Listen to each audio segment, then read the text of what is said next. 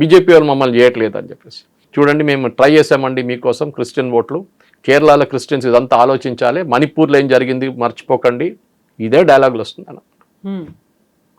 సరే, ఇప్పుడు మనం టిప్పు సుల్తాన్ గురించి మాట్లాడుకున్న తర్వాత శివాజీనగర్ కాస్త సెయింట్ మేరీస్ అవుతుంది అనుకున్నప్పుడు మధ్యలో వచ్చినటువంటి ధర్మస్థల అది కంటిన్యూ అవుతూనే ఉంది కదా సార్, దానికి ఒక ఫుల్ స్టాప్ పడలేదు. యాక్చువల్గా ఆ కాంట్రవర్సీ వెనకాల లేకుంటే ఈ కంప్లీట్ ఒక నరేషన్ వెనకాల ఎవరున్నారు అనేది బయటికి రాలేదు, ఎప్పుడు రాదు.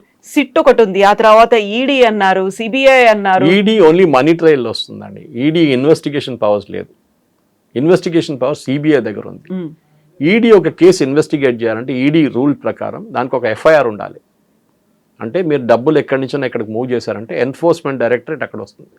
Criminal case, civil case investigate చేయడానికి ఈడీ పనికిరాదు. అయితే అక్కడ ఉన్నటువంటి యూట్యూబర్లకి ఫారిన్ ఫండింగ్ వచ్చిందేమో అనేటువంటి డౌట్ ఉంది అనే దాంతో పాటుగా 2023లోనే అక్కడ ఉన్నటువంటి స్టేట్ ఇంటెలిజెన్స్కి ఇలాంటిది ఒక కార్యక్రమం జరగబోతోంది, ఒక కాంట్రవర్సీని తీసుకురాబోతున్నారు అనేటువంటి సమాచారం ఉంది.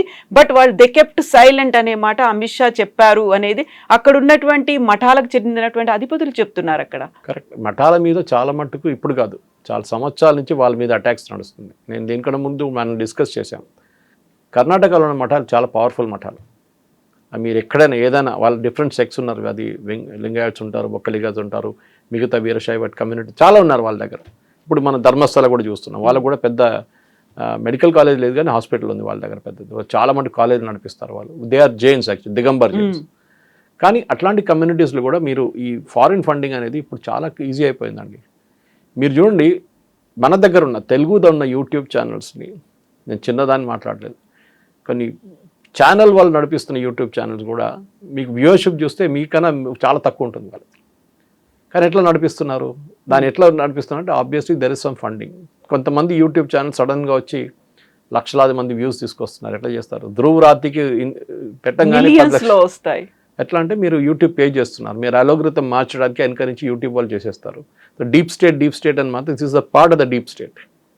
ఇప్పుడు అదే అంటున్నారు, మన ఫేక్ బిల్స్ గురించి పార్లమెంటరీ కమిటీ ఒక రికమెండేషన్ ఇచ్చారు. నేను ఇదే పాయింట్ మీద వచ్చారు వాళ్ళు కూడా, that you should take care. Fake news ఎట్లా అయిపోతుందంటే డ్యామేజ్ అయిన తర్వాత ధర్మస్థల అది మీరు ఎంత చెప్పినా కానీ ఆ పాత న్యూస్ ఇప్పుడు కూడా మీకు గుర్తుంటుంది.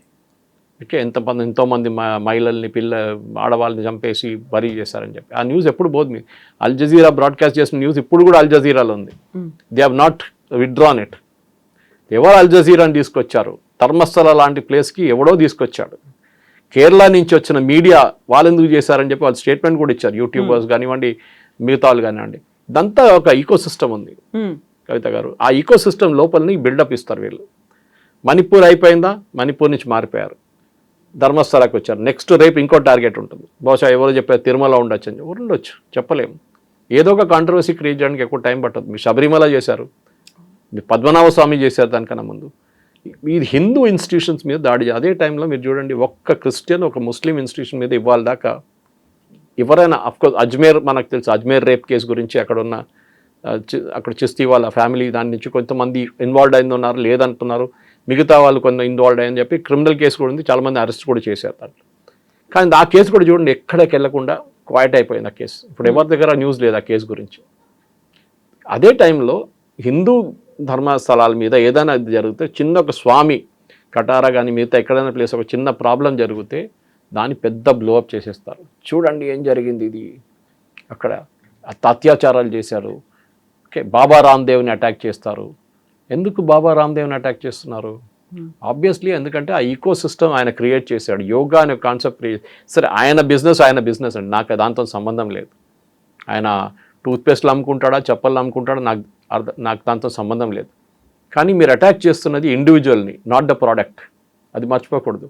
మీరు చెప్పండి, ఆయన అమ్మే ప్రోడక్ట్ బాగాలేదని చెప్పండి. ఇదే సుప్రీంకోర్టు ఆయన్ని చాలాసార్లు క్రిటిసైజ్ చేశారు. మీరు ఎందుకు ఇంత క్యూర్ ఇస్తున్నారు, మీరు ఎందుకు చెప్తున్నారు మీరు క్యాన్సర్ క్యూర్ చేస్తారని చెప్పి, కోవిడ్ క్యూర్ చేస్తారని చెప్పి. మన దగ్గర మదర్ టెరీసాని సెయింట్గా డిక్లేర్ చేస్తుంది అప్పుడు పోప్. దానికి ఒక సర్టిఫికేషన్ ప్రాసెస్ ఉంటుంది. మీరు మిరకల్స్ చూపించాలి, ఆమె చేసిన మిరకల్స్ ఏమేమి చేశారు అంటే.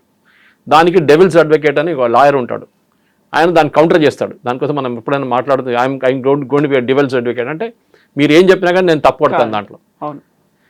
ఏం చెప్పారు? ఆమెకు లెప్రసీ పేషెంట్ ఇట్లా ముట్టిందంట, లెప్రసీ వెళ్ళిపోయిందంట బాడీ నుంచి. అప్పుడు ఇండియన్ మెడికల్ కౌన్సిల్ అది ఎందుకు క్వశ్చన్ చేయలేదండి? బాబా రామ్దేవ్ దొరికాడా మీకు? ఆయన చేసిన లాజిక్ అలాగుంటుంది, అది no problem, I don't dispute it. ఇప్పుడు మీరు entire system of medicine of ఆయుర్వేదాన్ని మీరు క్వశ్చన్ చేస్తున్నారు. ఇప్పుడు కూడా అలోపతిక్ డాక్టర్స్ గారు వెళ్తే చెప్తారు ఆయుర్వేద వాడొద్దంటారు. మీ అలోపతి వచ్చాక ఎప్పుడో సంవత్సరాల ముందు ఆయుర్వేద ఉండే మన దగ్గర. సరే దాంట్లో ఉన్న లోపాలు ఉండొచ్చు, లెడ్ ఎక్కువ ఉంది, అది ఎక్కువ ఉంది అని చెప్పుకుంటారు వీళ్ళు. కానీ ఆయుర్వేద ఇప్పుడు కూడా బిలీవ్ చేస్తున్న చాలామంది. నేను వచ్చేది కేరళ నుంచి. కేరళలో కోటకెల్ ఇస్ ద ఫౌండేషన్ ఆయుర్వేద. అక్కడి నుంచి మొదలైంది. మన దగ్గర సర్జరీ చేస్తున్న సుశిష్ట ఉన్నారు ఫస్టే. We don't have a statue. మన దగ్గర ఇండియాలో లేదు. ఇక్కడ ఫ్రెంచ్ ఎక్కడో హాస్పిటల్లో ఏదో ఇన్స్టిట్యూషన్ కనిపించింది నాకు మొన్న photo.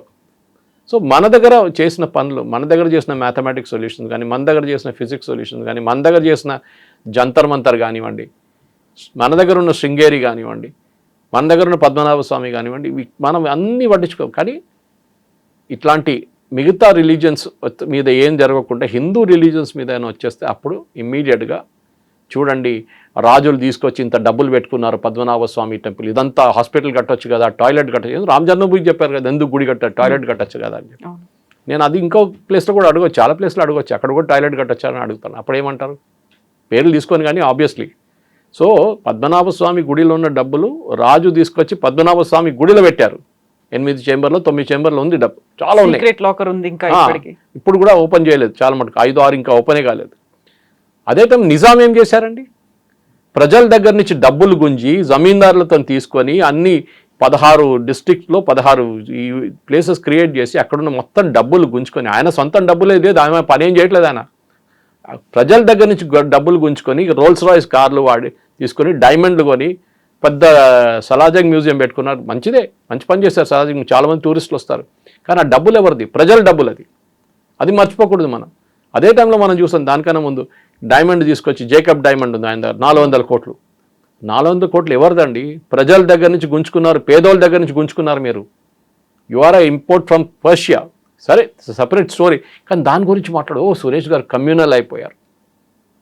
I'm prepared to challenge history to history. మనం ఛాలెంజ్ చేద్దాం. ఒక మదర్ టెరిసా కేసు ఒకటి చెప్పాను మీకు, అట్లాంటి చాలా ఉన్నాయి.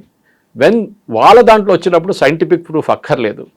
బాబా రామ్దేవ్ చేస్తే ప్రాబ్లం అవుతుంది. ధర్మస్థల ప్రాబ్లం అలిగేషన్ చేయగానే వస్తుంది. సిస్టర్ అభియాని కేరళలో చంపినప్పుడు ఒక నన్ అండ్ 2 ఫాదర్స్ని ప్రాసిక్యూట్ చేశారు. ఆ కేసు ఇప్పుడు కూడా ఎక్కడో ఏదో కోర్టులో స్టే ఆర్డర్లో పడింది. చంపేశారని చెప్పి ప్రూవ్ చేశారు కరెక్ట్గా సిస్టర్ అభియాని. ఎన్నో సంవత్సరాలు నడిచింది ఆ కేసు. అది ఆమె she saw something which not suppose to see అని చెప్పి సిస్టర్ అభియా కేసు చాలా ఉన్నాయండి అట్లాంటిది. కానీ అట్లా చెప్పుకుంటూ పోతే మళ్ళీ మేము కమ్యూనల్ అయిపోతాం.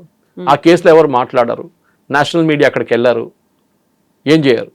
సో డెఫినెట్లీ ఇప్పుడు మద్రసాల గురించి చాలా మటుకు మనం విన్నాం, అక్కడ జరిగింది ఏంటి, ఇక్కడ జరిగింది ఏంటి అని.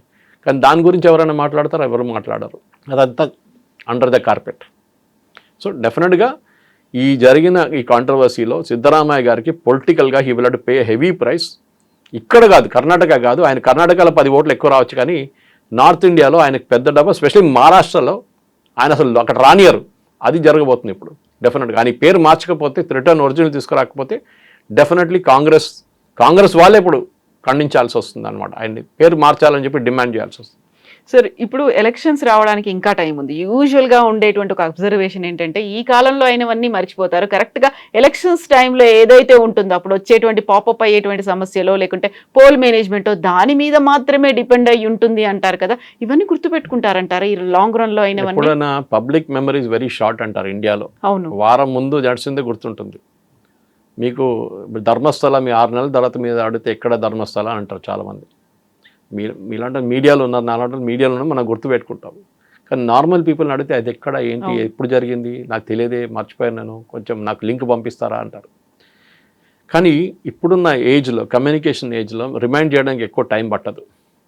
ఎందుకంటే మన అమెరికన్ ఎలక్షన్స్ చూస్తాం. మనం అమెరికాలో ఎలక్షన్ అక్కడ ఇక్కడ తిప్పేది అక్కడ ఉన్న టెలివిజన్ క్యాంపెయిన్స్.